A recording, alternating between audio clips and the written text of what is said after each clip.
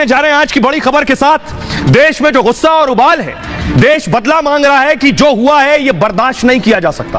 पाकिस्तान से बदले का सही वक्त है, यह पूरे देश से आवाज आ रही है। ये 3 अफसर जो शहीद हुए, उनमें कर्नल, मेजर और डीएसपी जैसे अफसर शामिल हैं, जिसके बाद पूरे देश में गुस्सा है, परिवारों में मातम पसरा हुआ है। लोग सड़कों पर प्रदर्शन कर रहे हैं, कह रहे हैं हम अपने अफसरों का बदला चाहते हैं। बदला पाकिस्तान से, बदला आतंकिस्तान से, और उन आतंकियों को खत्म करके ही संभव है। अगली तस्वीर दिखाई जरा। बाकायदा उन जवानों को श्रद्धांजलि दी गई। उपराज्यपाल मनोज सिन्हा साहब उनके पार्थिव शरीर को श्रद्धांजलि दी जो जवान शहीद हुए हैं। अगली तस्वीर दिखाइए। अब इसका गुस्सा देखिए, ये देख रहे हैं, एम्बियंस दीजिए, इसका गुस्सा आप देख रहे हैं। फुल स्क्रीन लीजिए जरा। लोग सड़कों पर निकले, प्रोटेस्ट कर रहे हैं, हाथों में पाकिस्तान के झंडे।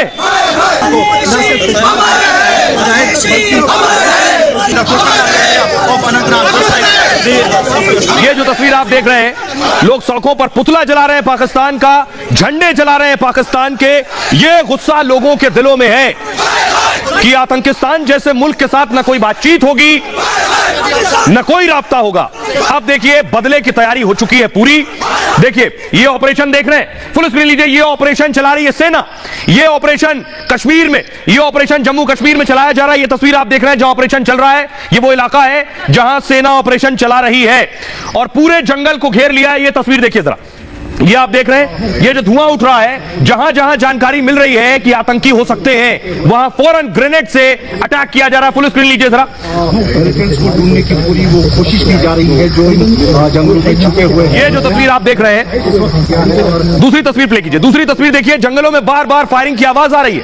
ऑर्डर लगा दिया गया है और आतंकी यहीं छिपे हुए हैं, यहीं कहीं आतंकी छिपे हैं। इसी जंगल में ऑपरेशन चल रहा था। गोलियों की गड़गड़ाहट आपको सुनाई दे रही है।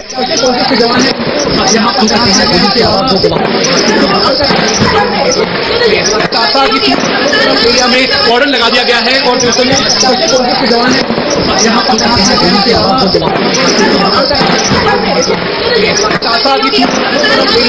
ऑर्डर लगा दिया गया है और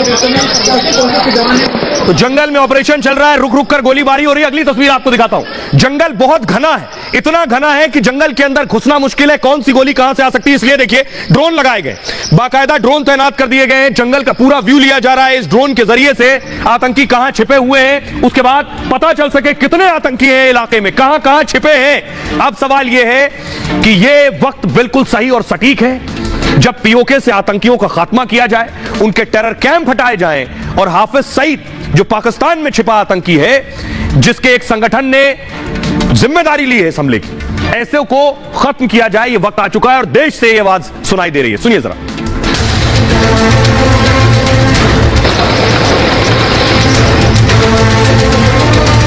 क्योंकि सेना के जवानों ने हमें बहुत पीछे की ओर कर दिया है और ये देखिए किस किस तरीके से यहाँ पर लगातार फायरिंग हो रही है। इससे और अच्छा समय नहीं है कि जब पीओके आजादी मांग रहा है।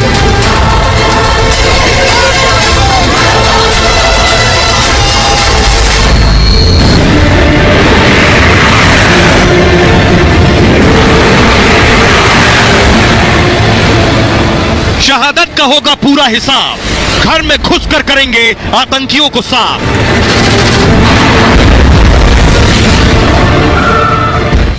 मतलब पाकिस्तान के पाले पोसे आतंकी चाहे जंगल में छिपे हों या पीओके बंकर में, उन्हें चुन चुन कर खत्म कर दिया जाएगा। अगर उसके ऊपर दबाव डालना है तो उसको अलग थलग करना पड़ेगा। उनको पता चलना चाहिए कि आप नॉर्मल चीजों के अंदर हमारे साथ रिश्ता तब तक नहीं कर सकते जब तक आप खुद नॉर्मल नहीं हो। कायर आतंकियों के खिलाफ ऑपरेशन शुरू हो चुका है। किलर ड्रोन उड़ रहा है और उनके खात्मे की तैयारी में है। वक्त आ गया है कि हमारे इन बहादुरों के खून के एक एक कतरे का हिसाब लिया जाए। वक्त आ गया है कि हम सब एक सोसाइटी, एक कश्मीर होकर इन कातिलों को अपने मुआशरे से बाहर फेंके। मैं एक आम नागरिक, कश्मीर का बाशिंदा, मैं उन ताकतों को यहाँ से बोलना चाहता हूँ, अब बस बहुत हो गया। रफाल जैसे फाइटर प्लेन भी काल बनकर टूटने को तैयार हैं। कोकरनाग के जंगलों में सेना भी ताबड़तोड़ फायरिंग कर रही है और कायर आतंकियों के सारे ठिकाने ध्वस्त कर रही है।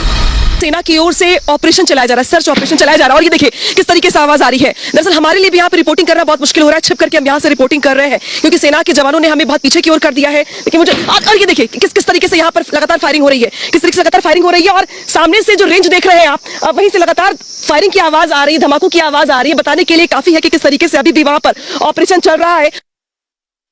अब आइए आपको बताने जा रहा हूं जिन अफसरों की शहादत हुई है उनको लीड कर रहे थे कर्नल मनप्रीत के परिवार को आप देख रहे हैं। मनप्रीत की मां का रो रो कर बुरा हाल है। मनप्रीत के परिवार को यकीन नहीं हो रहा है। उनके परिवार के लोगों को आप देख रहे हैं लिपट लिपट कर, बिलख बिलख कर, परिवार के आंसू नहीं रुक रहे हैं। आपको दिखाता हूं कि यह ऑपरेशन दरअसल किस जगह पर हो रहा था, कहां हमारे अफसर शहीद हुए। वो ऑपरेशन अभी भी चल रहा है। देखिए जरा, ये आप देख रहे हैं जम्मू कश्मीर में। अगर आप देखिए तो आपको पुलवामा नजर आ रहा है, शोपियां, कुलगाम और अनंतनाग। और अनंतनाग में ही है कोकरनाग, जो आप नीचे देख रहे हैं। कोकरनाग के जंगलों में यह ऑपरेशन हो रहा है। जंगल की तस्वीर मैं आपको दिखाने जा रहा हूं। वहां अभी भी ऑपरेशन चल रहा है, अभी भी हमारे जवान वहां मौजूद हैं। रुक रुक कर फायरिंग हो रही है। मैंने आपको दिखाया क्योंकि इस जंगल में आतंकी छिपे हुए हैं। देख रहे हैं, यह है उजैर खान, जो आतंकी बताया जा रहा है, जो इस जंगल में छिपा हुआ है। यह आतंकी देख रहे हैं, उजैर खान, जो इस जंगल में छिपा है। और आइए अगली तस्वीर दिखाई जरा। यह है वो जंगल जिसके अंदर आतंकी छिपा है। ये उजैर खान, फुल स्क्रीन लीजिए। हमारी सेना ने देख रहे हैं पूरी तरह से मोर्चा लिया हुआ है। जवान धीरे धीरे आगे बढ़ रहे हैं, एक दूसरे को बैक सपोर्ट देते हुए जंगल में अंदर घुस रहे हैं। जंगल बहुत घना है, इसलिए मुश्किलें पेश आ रही हैं, लेकिन अब कोई भी आतंकी नहीं बचेगा। 2 दिन से ऑपरेशन चल रहा है और जो आतंकी फंस गया है उसे पूरी तरह से यहीं खात्मा कर दिया जाएगा इस जंगल में। जरा देखिए कैसे ऑपरेशन चल रहा है। जहां आतंकी की सुगबुगाहट है वहां फौरन हमला किया जा रहा है, फायरिंग किया जा रहा है। ड्रोन लगा दिए गए हैं, ये आप देख रहे हैं, ड्रोन आपको नजर आ रहे हैं। ड्रोन लगे हुए हैं आतंकियों की तलाश के लिए। कश्मीर के अनंतनाग में ये दूसरे दिन भी फायरिंग हो रही है। अभी अनंतनाग में आतंकियों के छिपे होने का इनपुट मिला था। इसके बाद गाडोल के जंगल में मंगलवार को ऑपरेशन चलाया गया। रात होने पर सुरक्षा बलों ने ऑपरेशन रोक दिया था। बुधवार को दोबारा सुरक्षा बलों ने तलाशी शुरू की। 4 आतंकियों के छिपे होने की खबर मिली थी। कहा गया 4 है, लेकिन इससे ज्यादा भी हो सकते हैं। कोकरनाग इलाके में सर्च ऑपरेशन चलाया गया। टीआरएफ लश्कर का आतंकी जो है वो जंगलों में था। आपको बताऊं, लश्कर तैयबा का एक विंग है टीआरएफ, वो उसके आतंकी जंगलों में थे। इसी दौरान घात लगाए आतंकियों ने फायरिंग शुरू कर दी। आतंकियों ने फायरिंग अंधाधुंध की। सर्च ऑपरेशन के दौरान ऊंचाई वाली जगह से फायरिंग कर रहे थे।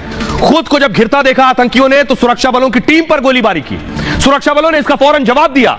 इस हमले में कर्नल, मेजर और डीएसपी गंभीर रूप से घायल हो गए। तीनों को श्रीनगर में सेना के अस्पताल एयरलिफ्ट करके फौरन पहुंचाया गया, लेकिन खून उनका बहुत बह गया था, जिसकी वजह से उन्हें बचाया नहीं जा सका। तलाशी में सेना के 3 चीता हेलीकॉप्टर्स को लगाया गया है। यहां ड्रोन की मदद से सर्च ऑपरेशन भी चलाया जा रहा है। हमले की जिम्मेदारी लश्कर फ्रंट टीआरएफ ने ली है।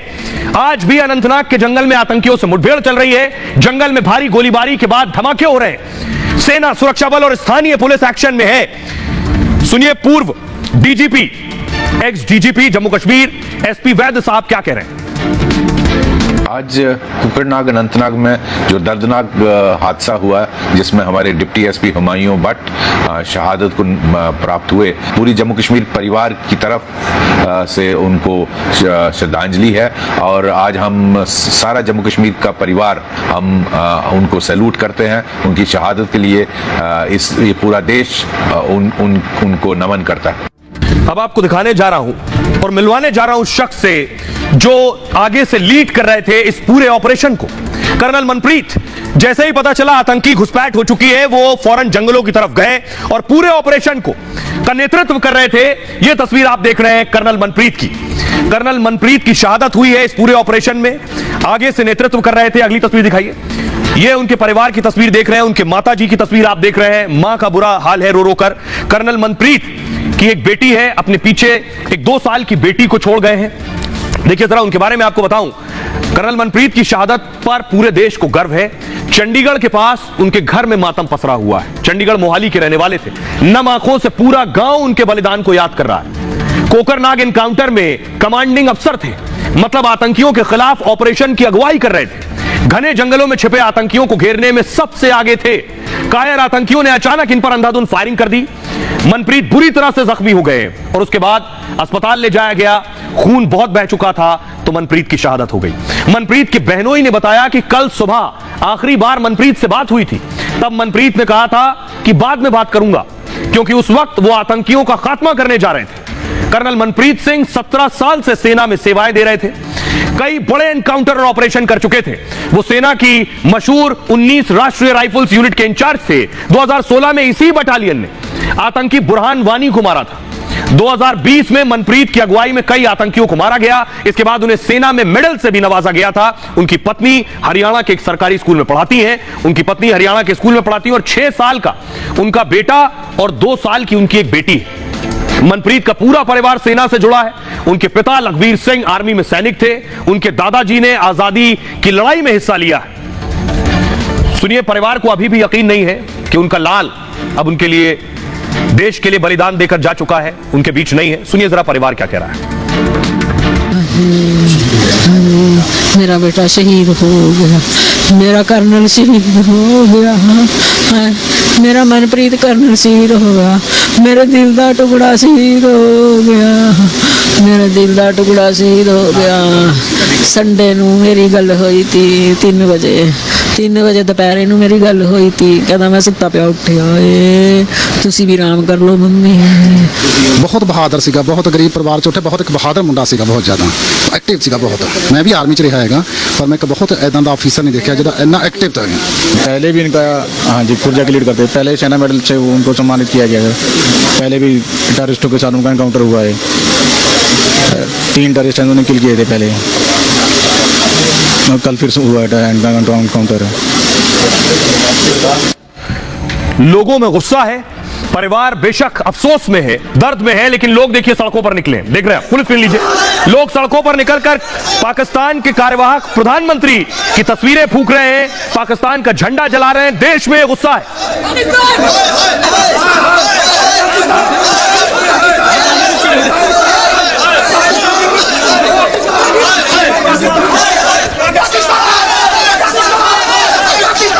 लोग कह रहे हैं अब बिल्कुल सही वक्त है पाकिस्तान को सटीक जवाब देने का और 3 अफसरों का बदला लेने का। तो कैसे लिया जाएगा बदला? यह है ड्रोन, हेरोइन ड्रोन। आपको बता दूं, यह हेरोइन ड्रोन पहुंच चुका है। बदला लेने के लिए हेरोइन ड्रोन लगाया जा चुका है। अगली तस्वीर दिखाइए। वक्त आ गया है क्या रफाल को इस्तेमाल करने का, एक और एयर स्ट्राइक करने का पीओके में? अगली तस्वीर दिखाइए। और ये आप देख रहे हैं, फुल स्क्रीन लीजिए, रफाल और ये LCH। ये क्या वक्त है सर्जिकल स्ट्राइक करने का पीओके में? आतंकी कैंप वहां मौजूद है, आतंकी छिपे बैठे हैं, वहां से पीओके से आतंकी कैसे LOC के जरिए भारत में घुस रहे हैं, जम्मू कश्मीर में घुस रहे हैं? क्या अब जवाब देने की तरीके क्या हैं? आपको बड़ी खबर यह दें कि हेरोइन ड्रोन बाकायदा जंगल में है, जहां आतंकी छिपे हुए हैं, उनका खात्मा करने के लिए। ये देख रहे हैं आप कि ये ड्रोन को आप देख रहे हैं, इस तरह से ड्रोन जंगल में मौजूद है। कोकरनाग में हेरोइन ड्रोन लगाया जा चुका है और जंगल में छिपे आतंकियों के खात्मे में लगाया गया है। इसे गेम चेंजर और किलर ड्रोन भी कहते हैं। यह ड्रोन हवा से बम और मिसाइल दाग सकता है, ऊपर से इसी तरह देख रहे हैं।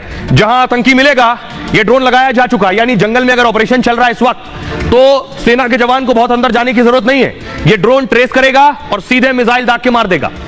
करीब 10 किलोमीटर की ऊंचाई तक खामोशी से उड़ता है, बिना आवाज किए। मतलब दुश्मनों को ड्रोन की भनक तक नहीं लगेगी और हवा से ही हमले पर टारगेट कर लिया जाएगा। हमला कर नष्ट, खात्मा। यह किसी भी मौसम में उड़ सकता है, सटीक हमले करता है। ऐसे सेंसर कैमरों से लैस है कि रात में भी हमला कर सकता है। यह ड्रोन एक बार में हेरोइन ड्रोन 36 घंटे तक उड़ सकता है। मतलब पीओके में भी आतंकियों का सफाया कर वापस आ सकता है। इसमें एंटी जैमर लगे हैं, यानी दुश्मन इसे रोक भी नहीं सकता है। दूसरा तरीका क्या बचा है, यह देखिए जरा। यही बचा है दूसरा इलाज पाकिस्तान का कि रफाल को भेजा जाए, भारत बालाकोट की तरह पीओके में बड़ी स्ट्राइक करे। भारत रफाल लड़ाकू विमान से आतंकी कैंप को उड़ा दे। हमने अतीत में बालाकोट में किया है। इसकी गिनती सबसे खतरनाक फाइटर प्लेन में होती है। पीओके में रफाल घुसा तो आतंकियों का काल बन जाएगा। यह 2000 किलोमीटर प्रति घंटे की रफ्तार से उड़ता है, अपने साथ भारी मात्रा में गोला बारूद ले जाने में सक्षम है, यानी हवा से ही मिसाइल और बम से हमला कर सकता है। रफाल में एक फिट गन 1 मिनट में 2500 गोलियां दागती है। मतलब अगर आतंकी है और ऊपर से 2500 गोलियों की बौछार होगी तो आतंकी खत्म। मतलब रफाल 2-3 मिनट में आतंकियों का सफाया कर देगा। जब तक दुश्मनों को खबर लगेगी वापस लौट आएगा भारत। अब देखिए तीसरा तरीका यह बचा, ध्यान से देखिएगा। यह तरीका है सर्जिकल स्ट्राइक का। अपने जवान उतारिए, देखिए हेलीकॉप्टर आया है, हेलीकॉप्टर रुका, जवान उतरे पीओके में, पाकिस्तान ऑक्युपाइड कश्मीर में उतरे और उसके बाद भून डाला आतंकियों को। 2016 की तरह पीओके में सर्जिकल स्ट्राइक की जा सकती है। LCH प्रचंड बेहद हल्का लेकिन बहुत खतरनाक फाइटर हेलीकॉप्टर है। इसके जरिए हमारे यहां के जवान जाएंगे, प्रचंड हवा में उड़ता है, दुश्मन की हवाइयां उड़ा देता है, क्योंकि ये घने जंगल और पहाड़ों में भी ऑपरेशन कर सकता है। मतलब जंगलों में छिपे आतंकी भी इससे बच नहीं सकते। ये 16,000 फीट की ऊंचाई और 500 किलोमीटर दूर तक उड़ सकता है। दुनिया में इतनी ऊंचाई पर उड़ने वाला कोई हेलीकॉप्टर नहीं है। प्रचंड हेलीकॉप्टर अपने साथ भारी हथियार भी ले जा सकता है। इसमें लगे रडार इसे दुश्मन के मिसाइल और हमलों से बचाते हैं। यह बुलेट प्रूफ है, मतलब इस पर गोलियों का असर नहीं होता है। सर्जिकल स्ट्राइक जैसे ऑपरेशन के लिए बिल्कुल मुफीद है। मतलब LCH प्रचंड से भारत पीओके में घुसकर मार सकता है और आतंकी भारतीय सेना का बाल बाका नहीं कर पाएंगे। यही इलाज है ऐसे पीओके में छिपे आतंकियों का। सुनिए जरा डिफेंस एक्सपर्ट कर्नल शैलेंद्र साहब को। मैं प्राइम मिनिस्टर की बात को बड़ा करूंगा, this is not a era of war. लेकिन अगर if this is not the era of war, इससे और अच्छा समय नहीं है कि जब पीओके आजादी मांग रहा है, जब पीओके भारत के साथ विलय मांग रहा है, जब पीओके के लोग तकलीफ में हैं मानवता के पॉइंट ऑफ व्यू से। पाकिस्तान की आर्मी इस समय बहुत प्रॉब्लम में है, लोकल प्रोटेस्ट है, डेमोक्रेसी करवट ले रही है, इकोनॉमी बिल्कुल शैम्बल्स में है। इससे और अच्छा समय, मौका और चोट करने का, जिसको कहते हैं ना कम से कम लॉसेस में आप उसका मैक्सिमम गेन ले सकते हैं। I think this is God sent opportunity कि इंडिया अपने एक स्ट्रैटेजिक डिसीजन ले, और वो डिसीजन पीओके अगर हमारी ड्रीम है, अगर वो हमारा मुद्दा है कि वो सही में JNK का पार्ट है, ये समय है। तो एक तीर से दो शिकार किए जा सकते हैं। एक तो पीओके में मौजूद आतंकी और आतंकी कैंप मिटाए जा सकते हैं, दूसरा पीओके पर भी कब्जा करने का बिल्कुल सही वक्त है। अब आपको बताने जा रहा हूं कि खौफ में है पाकिस्तान कि भारत एयर स्ट्राइक कर देगा। भारत सर्जिकल स्ट्राइक करने वाला है, ये है वो संगठन TRF के ही आतंकी थे जंगल में जिन्होंने गोलियां चलाई और जिनकी गोली की वजह से हमारे 3 अफसर शहीद हुए। इसके खात्मे की जरूरत है। अब क्या हो रहा है, पीओके में आतंकी डर गए कि अब भारत तो कुछ करके ही मानेगा। देखिए डर और घबराहट में पीओके में क्या हो रहा है इस वक्त। पीओके में ये है टेररिस्ट कैंप, ये तंबू जो दिख रहे हैं आपको। अनंतनाग हमले के बाद सेना का ऑपरेशन तेज हो गया है। कश्मीर में आतंकियों के खात्मे को लेकर ऑपरेशन शुरू हो गया। भारतीय सेना की कार्रवाई से पाकिस्तान में खौफ है। पीओके में भारतीय सेना की कार्रवाई का असर दिख रहा है। हुआ यह है कि पीओके में जो एक्टिव टेरर कैंप हैं, कैंप पीछे कर लिए गए डर के मारे। खुफिया एजेंसियों के मुताबिक कई कैंप्स को शिफ्ट कर दिया गया है। LOC के नजदीक बने लॉन्च पैड के पास टेरर कैंप बना दिए गए। लॉन्च पैड यानी जहां से आतंकी अंदर घुसता है। भारतीय सेना की कार्रवाई से बचने के लिए कैंप्स को फौरन शिफ्ट कर दिया गया। शिफ्ट किए गए कैंप LOC से कुछ किलोमीटर पीछे है। पाक की खुफिया एजेंसी ISI इस वक्त एक्टिव हो गई है। आपको बताऊं 370 हटाए जाने के बाद इस वक्त हालत यह है, ISI की प्लानिंग सफल नहीं हो पा रही। ISI जम्मू कश्मीर में बड़े बड़े हमले का दबाव बना रही है। जो उनके स्लीपर सेल और आतंकी हैं, ISI कह रही है जाओ हमला करो, दबाव बना रही है, कह रही है पैसा नहीं दूंगी, क्योंकि अब टेरर जो है आतंकवाद बिजनेस है, धंधा है, और इस धंधे को चलाने वाले ISI और पाकिस्तान आर्मी है। अब आपको दिखाने जा रहा हूं, लेकिन ये जो TRF आतंकी संगठन है, इसका आका कौन है? इसका आका है हाफिज सईद, क्योंकि हाफिज सईद लश्कर तैयबा का चीफ है और लश्कर का ही एक संगठन है TRF। इसलिए क्या एक बार में हाफिज का काम तमाम करने का सही वक्त है? और भारत के पास ऐसे बहुत से उपाय हैं, बहुत से तरीके, कुछ करने की जरूरत नहीं है। यहीं दिल्ली से केवल एक फैसला होगा और हाफिज पाकिस्तान में मारा जाएगा और कोई पता नहीं कर पाएगा कौन मार गया। अगली तस्वीर दिखाई, यह है MQ-9, फुल स्क्रीन लीजिए। MQ-9 predator drone. ये MQ-9 जो आप देख रहे हैं, इस MQ-9 में ये ताकत है कि ये यहां से जाएगा, ये पहुंचेगा पाकिस्तान और वहां जाकर हाफिज सईद को मारेगा और चुपचाप वापस आ जाएगा, किसी को पता नहीं चलेगा।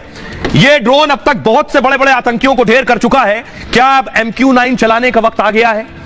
क्योंकि बेशक भारत ने भी इसे रखने के लिए नहीं खरीदा है, इस्तेमाल करने के लिए खरीदा है। तो आज नहीं कल इस्तेमाल तो होना है, और यह है इस्तेमाल। Most wanted Hafiz Saeed killer drone के निशाने पर भारत ने अमेरिका के साथ MQ-9B हंटर किलर ड्रोन की डील कर ली है। हाफिज सईद को भी सोचना पड़ेगा, आज नहीं कल आ रहा है MQ-9। G20 के दौरान बाइडेन से मुलाकात हुई, उसमें डील हुई। 31 हथियारबंद MQ-9B Hunter killer drone Bharat लेगा। प्रीडेटर ड्रोन्स एक मानव रहित हवाई वाहन है। 40,000 फीट तक की ऊंचाई पर उड़ान भरते हुए पाकिस्तान में घुसेगा। MQ-1 सीरीज का ड्रोन है ये। इस ड्रोन पर मौसम का कोई असर नहीं, बर्फ गिर रही हो, तूफान आया हो, आंधी आया हो, 40,000 फीट पर पहुंचेगा पाकिस्तान में। 30 से 40 घंटे उड़ान भर के जा सकता है और वहां जाकर हाफिज सईद को नेस्तनाबूद कर सकता है। यह है ताकत इसके अंदर। सुनिए जरा लोग क्या कह रहे हैं। लोगों में गुस्सा है। हमारे 3 अफसर शहीद हुए हैं, उसमें कर्नल रैंक के, मेजर है, DSP है। लोगों को सुनिए जरा। पाकिस्तान ने सुरागात किया है, जो उनकी जो हमारे वीरों की जो बलिदान हुआ है उसका पाकिस्तान से बदला लिया जाएगा।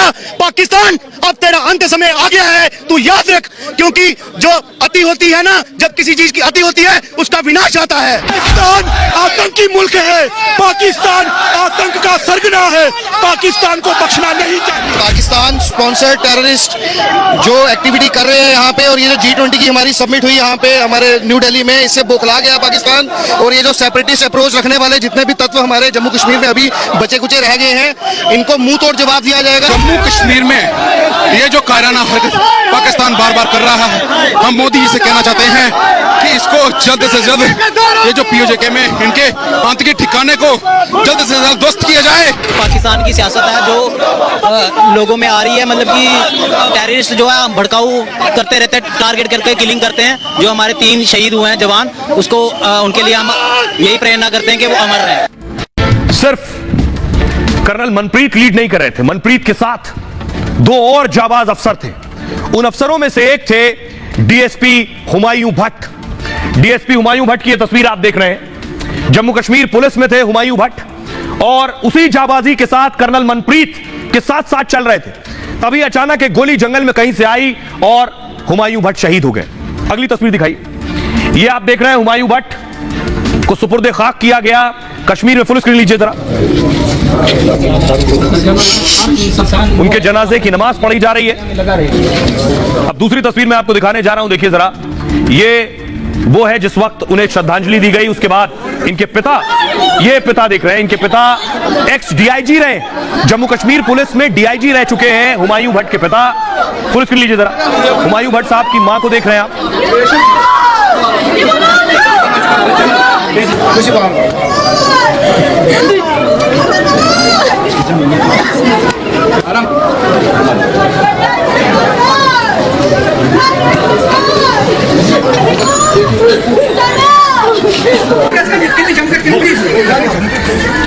अब आपको बताता हूं, हुमायूं भट्ट अपने पीछे 2 महीने की एक बच्ची छोड़ गए। ये उनकी तस्वीर है। शहीद DSP को आखिरी विदाई दी गई। हुमायूं भट्ट को बडगाम में सुपुर्द खाक किया गया। परिवार में उनकी पत्नी और 2 महीने की बेटी है। पिछले ही साल हुमायूं भट्ट की शादी हुई थी। उनके पिता गुलाम हसन भट्ट पूर्व DIG रह चुके हैं। बेटे को श्रद्धांजलि देते वक्त वो काफी शांति से और दृढ़ नजर आ रहे थे, बहुत शांत थे। अंतिम संस्कार में हजारों की संख्या में लोग मौजूद थे। जवान बेटे को पिता की आखिरी विदाई देख लोग भावुक हो गए। DSP हुमायूं के परिजनों का रो रो कर बुरा हाल है। DSP हुमायूं भट्ट की पत्नी प्रोफेसर हैं। अंतिम संस्कार के मौके पर उपराज्यपाल मनोज सिन्हा भी मौके पर मौजूद थे। हुमायूं का परिवार पुलवामा जिले का रहने वाला है। फिलहाल हुमायूं का परिवार बडगाम में रहता है। 3 साल से जम्मू कश्मीर पुलिस में DSP के पद पर तैनात थे। अब जरा उनके परिवार वालों को सुनिए। उन्हें भी यकीन नहीं है उनका बेटा उनके बीच नहीं है। इस फैमिली के साथ मेरे बड़े अच्छे ताल्लुकात थे। गुलाम हसन साहब एक बेलोस ऑनेस्ट डिलीजेंट पुलिस अफसर रहे हैं। इनका जो लड़का था, उसकी अचानक मुल्क के लिए उसने अपनी जान दे दी, और ये नुकसान गुलाम हसन साहब को हम पूरा नहीं कर सकते। मैंने अभी गुलाम हसन साहब को ये कहा कि अब ये मनचाहे खुदा है, इसको हौसला करके कर जाना हम लोगों ने था, क्योंकि हम दोनों उम्र रसीदा हैं। मगर अपने ही वक्त में अपने बच्चे अपने हाथ से उनकी मौत को ये भी हमने देखना था अपनी जिंदगी में। अब भाई आपको बताते हैं, जैसे ही 3 अफसर शहीद हुए, देश के पॉलिटिकल लीडर्स क्या कह रहे हैं जरा देखिए। संजय सिंह ने ट्वीट किया, PM के पास सेना के लिए संवेदना का ट्वीट करने के लिए 2 मिनट का वक्त नहीं है। आपने देश में आतंकवाद खत्म करने का दावा किया था, इसके बावजूद कभी पुलवामा तो कभी अनंतनाग में जवान शहीद हो रहे हैं। लेकिन फारूक अब्दुल्ला साहब उल्टी बात कर रहे हैं। वो कह रहे हैं क्या आतंकवाद खत्म हो गया है? अब मुझे बताओ, क्या वाकई खत्म हो गया है? शांति लड़ाई से हासिल नहीं की जा सकती है, यह बातचीत से ही आ सकती है। अब अब्दुल्ला साहब को कोई बताए कि लड़ाई कौन कर रहा है, किस तरफ से हो रही है, और भारत ने कई बार बातचीत करने की कोशिश की है। अनंतनाग के शहीदों को भावपूर्ण नमन। अखिलेश यादव ने लिखा, सभी देशवासियों से यह अपील है कि वो आतंकवाद के खत्म होने के झूठे सरकारी दावों के स्थान पर एकजुट होकर इसका सामना करें। शहनवाज हुसैन ने कहा, हमारे जवानों का बलिदान बेकार नहीं जाएगा, करारा जवाब दिया जाएगा, इसमें शामिल आतंकियों को कड़ी सजा दी जाएगी, हम इसमें शामिल आतंकवादियों को माफ नहीं करेंगे। सुनिए फारूक अब्दुल्ला क्या कह रहे हैं, केशव प्रसाद मौर्य क्या कह रहे हैं। मैं आपको ये बता दूं, लड़ाई से कोई मसला हल ना हुआ है। 4 जंगें पाकिस्तान ने की हैं, बॉर्डर वहीं पे खड़ा है, ये बंद नहीं होंगे। हम लोग बेवकूफ हैं अगर हम समझते हैं ये बंद होगा। हम जाने खोते जाएंगे, बातचीत के बगैर कोई रास्ता नहीं है। कोई भी आतंकवादी जहां भी छिपा होगा, हमारे सुरक्षा बल के, सेना के वीर बांकुरे उन्हें खोज निकालेंगे और उनको वहां भेजेंगे जहां उनको जाना चाहिए। हमारे शहीदों का जनाजा उठ रहा था, उस वक्त प्रधानमंत्री जश्न मना रहे थे। जिस वक्त भारत माता के वीर सपूतों के लिए मातम मनाया जा रहा था, उस वक्त भारतीय जनता पार्टी के कार्यालय में नरेंद्र मोदी जी, उनके कार्यकर्ता और उनके नेता मोदी मोदी के नारे लगाकर जुलूस निकाले। भारतीय सेना और जम्मू कश्मीर पुलिस ने चारों तरफ से आतंकवादियों की घेराबंदी कर दी है। आतंकवादियों ने जो जघन्य अपराध, जो पाप किया है, इसकी भारी कीमत इन आतंकवादियों को चुकानी पड़ेगी। आइए आपको बताते हैं आतंकी आखिर बौखलाए क्यों है। बौखलाने की एक बुनियादी वजह है ये, लाल चौक पर तिरंगा फहरा रहा है। जिंदगी में इन्होंने नहीं सोचा था कि ये दिन आ जाएंगे कश्मीर में, जब लाल चौक पर तिरंगा फहराएगा बिना डर, बिना खौफ के, बिना सेना की मौजूदगी के, और भारत माता की जय के नारे लगेंगे। ये बहुत खल रहा है। अगली तस्वीर दिखाइए, फुल स्क्रीन लीजिए। ये तस्वीर जम्मू कश्मीर की देख रहे हैं आप, हुमा कुरैशी को देख रहे हैं। जम्मू कश्मीर में फैशन शो हो रहा है। जिंदगी में नहीं सोचा था कि जम्मू कश्मीर में फैशन शो होगा। और आपको जानकर ताज्जुब होगा, 38 साल बाद, लगभग 4 दशक बाद जम्मू कश्मीर में फैशन शो हो रहा है। यह है बौखलाने की वजह। अब आपको बताता हूं जम्मू कश्मीर में इस वक्त हालात क्या है जो सबसे ज्यादा आतंकियों को बौखला रहे हैं। नए कश्मीर की तस्वीर आतंकियों को चुभ रही है। पाकिस्तान और आतंकी चाहते हैं कि कश्मीर हमेशा दहशत में रहे, अशांत रहे, लेकिन पूरे जम्मू कश्मीर में अब खुलकर तिरंगा लहरा रहा है। शोपिया से लेकर पुंछ तक तिरंगा यात्रा निकल रही है। 15 अगस्त पर अब लाल चौक पर तिरंगा लहरा रहा है। भारत का झंडा देखकर आतंकियों और पाकिस्तान के कलेजे पर सांप लौट रहा है। जिस जम्मू कश्मीर को पाकिस्तान हमेशा संवेदनशील कहता है, वहां G20 की मेजबानी हो रही है। लोकतंत्र और विकास इस बात का सबूत दे रहे हैं। पूरी दुनिया कश्मीर की खूबसूरती देखकर हैरान है और पाकिस्तान परेशान। इससे कश्मीर में पर्यटन उद्योग में इजाफा हो रहा है। क्रिकेट में पाकिस्तान के खिलाफ भारत की जीत पर जश्न मन रहा है। जम्मू कश्मीर में हंदवाड़ा और बारामूला जैसे इलाकों में सिनेमा हॉल फिर से गुलजार हो गए। श्रीनगर में दिन के साथ रात में भी फैशन शो हो रहा है। गुलमर्ग, पहलगाम और घाटी के इलाकों में फिल्मों की शूटिंग बढ़ गई है। यही डर है, ये आतंकी यही नहीं चाहते हैं, ये पाकिस्तान के लोग यही नहीं चाहते, उनके हुक्मरान। सुनिए जरा इस फैशन शो के जो आयोजक हैं वो क्या कह रहे हैं, और एक्ट्रेस और मॉडल हुमा कुरैशी जो पहुंची हैं, जो खुद रैंप वॉक कर रही थी, उन्हें सुनिए। सबसे पहले तो I want to thank Varun Bahl. इतना प्यारा, इतना खूबसूरत show I think almost 38 years बाद वैली में हमने देखा है। And both Saqib and Varun, we all are from Kashmir, we have Kashmiri heritage, तो this is such an emotional moment for all of us to be here. और इतनी यहाँ पे हम लोग वॉक किया, और इतने ब्यूटीफुल गारमेंट जो एक्चुअली कश्मीरी हेरिटेज को सेलिब्रेट करते हैं। So thank you Varun. देखो 370 हटने के बाद जो लॉ एंड ऑर्डर इंप्रूव हुआ है जम्मू कश्मीर में, ये इसका एक डायरेक्ट नतीजा है कि आज हम रात के 9 बजे, 9:15 बजे हो गए और यहाँ पे एक लेडीज फैशन शो चल रहा है। ये बेसिकली एक फिक्की हैदराबाद से हमारे पास ग्रुप आया था, रफली 140-150 वुमेन का ग्रुप है ये, हैदराबाद से फिक्की से FLO। तो ये हमारे साथ अभी गुलमर्ग में थे, गुलमर्ग में 2 दिन रहे, आज ये श्रीनगर में, और यहाँ पे एक बड़ा फैशन शो जो आप देख रहे हैं ये हो रहा है। ये 4 साल 5 साल पहले ये इम्पॉसिबल था हम सब लोगों के लिए सोचना कि जम्मू कश्मीर में रात में कभी एक फैशन शो या ऐसा बड़ा इवेंट हो जिसमें ऑल वुमेन। और इसी की बौखलाहट है, इसी की बौखलाहट है कि आतंकी भेजे जा रहे हैं पाकिस्तान की तरफ से। एक मेजर आशीष को आप देख रहे हैं। मेजर आशीष भी उन 3 अफसरों में शामिल थे जिनकी शहादत हुई है। अगली तस्वीर दिखाई जरा। मेजर आशीष के परिवार की तस्वीर आप देख रहे हैं। परिवार में मातम पसरा है। मेजर आशीष की भी एक 2 साल की बेटी थी, 2 साल की बेटी पीछे छोड़ गए मेजर आशीष। उनके बारे में आपको बताऊं, मेजर आशीष धौचक हरियाणा के पानीपत के रहने वाले थे। आशीष की शहादत से उनके गांव में गम है। शहीद की मां ने कहा है, मैंने एक शेर बेटे को जन्म दिया था, मेरा बेटा देश के लिए शहीद हुआ है, मैं उसे सैल्यूट करूंगी, झोली में लेकर उसका स्वागत करूंगी और मैं रोऊंगी नहीं। आशीष का पूरा परिवार किराए के मकान में रहता है। 36 साल के आशीष ने अपने गांव में नया घर बनवाया था। कुछ दिन में ही घर वापस आने वाला था गृह प्रवेश के लिए। आशीष के जीजा ने कहा कि कुछ दिन पहले मेरी बात हुई थी, तब आशीष ने कहा था देश के 4-5 दुश्मन निपटा दूं, बाकियों को निपटाकर जल्दी लौटूंगा, फिर गृह प्रवेश होगा। आशीष अपने पीछे पत्नी, 2 साल की बेटी छोड़ गए हैं। मेजर आशीष 19 राष्ट्रीय राइफल्स के सिख इन्फेंट्री में तैनात थे। इसी साल 15 अगस्त को उन्हें बहादुरी के लिए सेना मेडल मिला था और अब मेजर आशीष ने देश के लिए जान कुर्बान कर दी है। सुनिए उनके परिवार वालों को, वो क्या कह रहे हैं। अकेला लड़का है, मेरे भाई का है, 3 बहनें हैं इसकी, एक इसकी लड़की है 2.5 साल की। अभी आए थे थोड़े दिन पहले, 1-1.5 महीना पहले आए थे, तो अरबी आने थे, अक्टूबर में छुट्टी आनी थी, मकान शिफ्ट करना था। ये जो सरकार से अपील करते हैं कि जो बार बार इस किस्म के हमारे जवान खोए जा रहे हैं, इस पर सरकार ने एक बहुत ही मजबूत और कठोर एक्शन लेना चाहिए। ट्रेजेडी हुई है, इसको तो पूर्ति हो नहीं सकती। अकेला बेटा था और फादर साहब लोग बीमार भी रहते हैं, बहुत दुख है, लेकिन कहीं ना कहीं थोड़ा ये भी है कि देश के लिए शहीद हुए हैं, कहीं ना कहीं ये दिलासा मिल जाती है। अब मैं आपको दिखाने जा रहा हूं कल शहादत हुई तीनों अफसरों की, उसके बाद आज जम्मू कश्मीर की तस्वीर में दिखा रहा हूं। बच्चे हाथों में तस्वीरें लेकर पहुंचे। फुल स्क्रीन लीजिए जरा तस्वीर, ये आप देख रहे हैं बच्चों में वो जज्बा। बच्चे आज तीनों शहीद अफसरों की तस्वीरें लेकर स्कूल पहुंचे थे। सभी के हाथ में तस्वीरें हैं। बच्चे श्रद्धांजलि दे रहे हैं, नमन कर रहे हैं देश के लाल और देश के लिए बलिदान देने वालों पर। लेकिन अब देश कह रहा है कि सही वक्त है पाकिस्तान को जवाब देने का। क्यों? पाकिस्तान के जो हालात हैं ये कह रहे हैं कि इस वक्त पाकिस्तान को पर स्ट्राइक की जाए, सर्जिकल स्ट्राइक की जाए, या पीओके पर आतंकी कैंप का खात्मा किया जाए। वजह आपके सामने।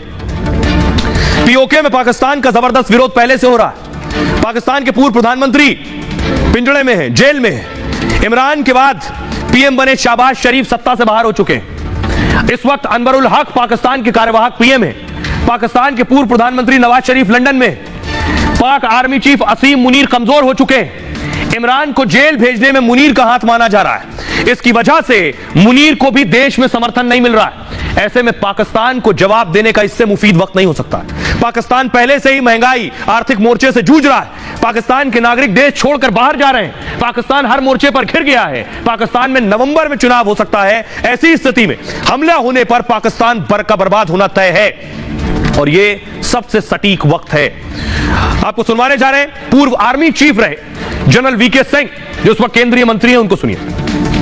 क्योंकि जब तक हम अलग थलग नहीं करेंगे पाकिस्तान को, नहीं तो उनके लिए बिजनेस एज नॉर्मल। हाँ जी ठीक है, बॉलीवुड वाले आ जाएंगे हमारे यहाँ, क्रिकेट मैच खेलने वाले आ जाएंगे हमारे यहाँ, सब ठीक है, चंगा है जी, कोई दिक्कत नहीं है। शहादत हुई है, वही मैं कह रहा हूँ कि अगर उसके ऊपर दबाव डालना है तो उसको अलग थलग करना पड़ेगा। उनको पता चलना चाहिए कि आप नॉर्मल चीजों के अंदर हमारे साथ रिश्ता तब तक नहीं कर सकते जब तक आप खुद नॉर्मल